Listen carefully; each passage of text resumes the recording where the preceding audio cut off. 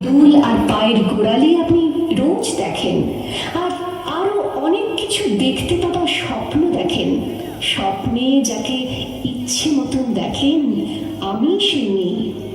বিহারের প্রত্যন্ত গ্রামে দিনের আলোয় যার ছায়া মারানো আপনার ধর্মে নিষিদ্ধ, আর রাতের গভীরে যাকে বস্তি থেকে তুলে আনতে পাইক বরকন্দাজ পাঠান আপনি, আর সুসজ্জিত বিছানায় যার জন্য অপেক্ষায় অধীর হয় আপনার রাজকীয় লাম্পট্য, আমি সেই নেই। আমি সেই নেই।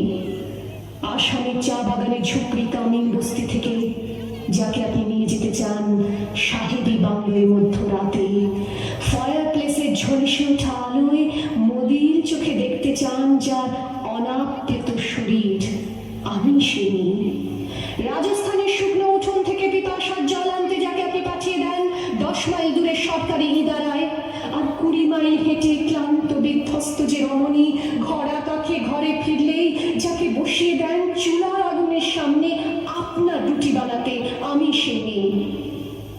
আমি সে নেই। যাকে নিয়ে আপনি মগ্ন হতে চান গঙ্গার ধারে কিংবা ভিক্টোরিয়ার সবুজে কিংবা সিনেমা হলের নীল অন্ধকারে, যার চোখে আপনি এঁকে দিতে চান ঝুটো স্বপ্নের কাজল আর ফুরিয়ে যাওয়া সিগারেটের প্যাকেটের মতো, যাকে পথের দুপাশে ছুঁড়ে ফেলে আপনার ফুল সাজানো গাড়ি শুভ বিবাহ সুসম্পন্ন করতে ছুটে যায় শহরের পথে। কোণে দেখা আলোর গধূলিতে একা দাঁড়িয়ে থাকা, আমি সে নেই। আমি সে নেই। আমাকে দেবতাও যাকে ক্ষমা করেন না, অহংকার আর শক্তির দম্ভে যার গর্ভে রেখে যান কুমারীর অপমান, আর চোখের জলে কুন্তি হয়ে নদীর জলে ভাসিয়ে দিতে হয় কর্ণকে আত্মযোগে, আমি সে নেই। সংসারের অসময়ে আমি ভরসা, আমার ছাত্র পড়ানো টাকায় মায়ের ওষুধ কেনা হয়, আমার বাড়তি রোজগারে ভাইয়ের বই কেনা হয়, আমার সমস্ত শরীর প্রবল বৃষ্টিতে ভিজতে থাকে, কালো আকাশ মাথায় নিয়ে আমি ছাতা হয়ে থাকি, ছাতার নিচে সুখে বাঁচে সংসার। আপনি আপনি আপনি আপনারা আপনারা আমার জন্য অনেক করেছেন।